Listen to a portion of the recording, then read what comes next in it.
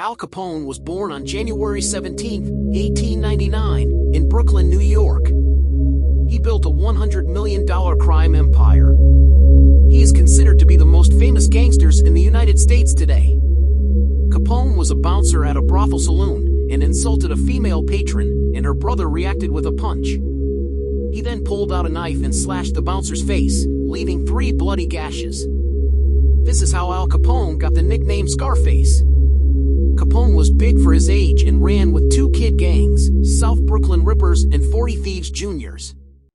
At 14 years old, he gets into a fight with another student and accidentally strikes the teacher when she tries to break it up.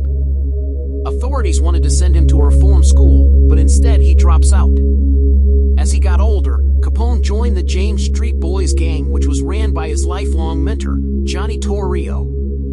Capone was always getting in and out of trouble, so Capone and his family decide to move to Baltimore for a better life after getting married and having a son, where he gets a real job.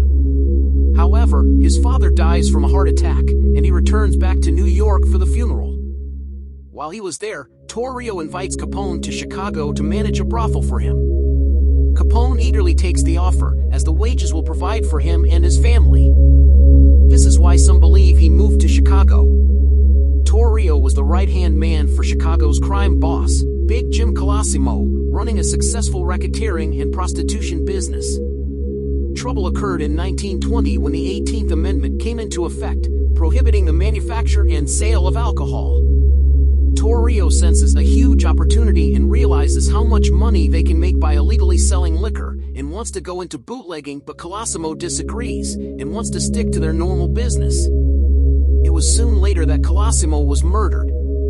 People believe it was Capone. Torrio quickly takes over Colosimo's role and expands into bootlegging and gambling as the Chicago Outfit. Torrio promotes Capone to partner and becomes his right-hand man. Capone quickly gains reputation across town. He loves the nightlife, cars, women, and was very public and flashy with his lifestyle, so the local press began to notice Capone and begin to report on his activities.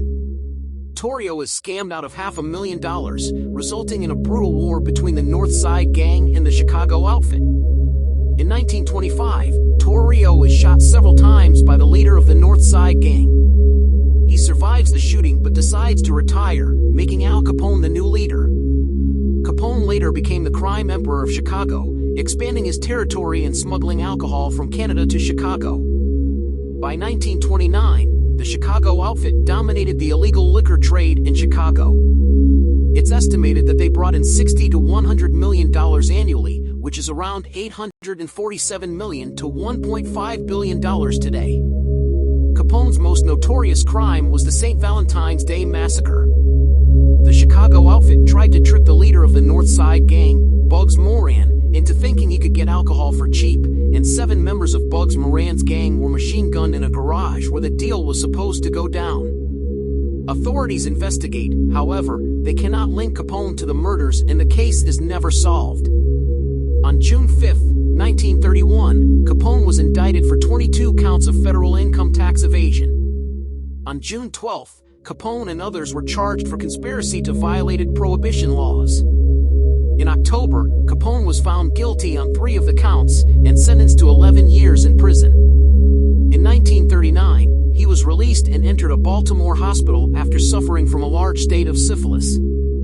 Al Capone later retired to his Florida estate, where he died from cardiac arrest at the age of 48. If you enjoyed the video, please leave a like and subscribe to the channel. Thanks for watching.